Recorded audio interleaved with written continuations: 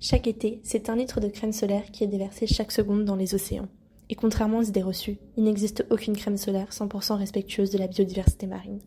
Les crèmes solaires contiennent des filtres chimiques, l'oxybenzone et l'octocrylène, responsables du blanchiment des coraux.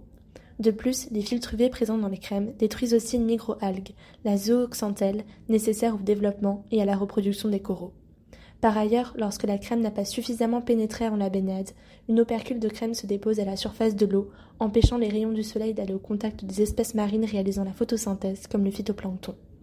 En résumé, la crème solaire nuit fortement à la biodiversité marine, car en détruisant les coraux et les phytoplanctons qui sont à la base de la chaîne alimentaire océanique, c'est toute la faune et la flore marine qui se trouvent menacées. Mais vous pouvez changer les choses. Alors, comment agir facilement pour protéger la biodiversité marine tout en vous protégeant du soleil ? Pour ça, vous devez d'abord comprendre quel comportement changer. Grâce à notre étude quantitative, nous avons constaté que pour 62% des consommateurs, la crème solaire pénètre en moins de 10 minutes dans la peau, alors qu'en réalité, cette représentation est fausse. Il faut 20 minutes aux actifs pour pénétrer et ne plus pouvoir se disperser dans les océans. Ainsi, 49,3% des répondants mettent leur crème solaire juste avant la baignade. La crème n'a donc pas le temps de pénétrer et c'est ce mauvais comportement qui détériore considérablement la biodiversité marine. C'est justement là que notre nudge intervient. Notre idée, mettre une étiquette floquée dans le maillot de bain afin que le consommateur pense à mettre sa crème solaire chez lui dès qu'il enfile son maillot de bain. Le trajet domicile-plage laissera ainsi suffisamment de temps à la crème pour pénétrer, réduisant ses effets néfastes sur la biodiversité marine. C'est donc grâce à la science des informations que le consommateur changera son comportement. Placé judicieusement dans le maillot de bain, le consommateur découvre le nudge au moment de se préparer pour la plage. Le message présent sur l'étiquette « Pense à moi, mets ta crème » joue également sur l'émotion et l'affect. Le consommateur se responsabilise et comprend que son comportement aura un impact sur la biodiversité marine.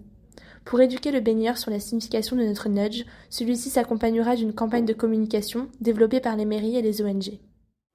Mais est-ce que notre idée fonctionne en pratique ? En pratique, en plein mois de novembre, non.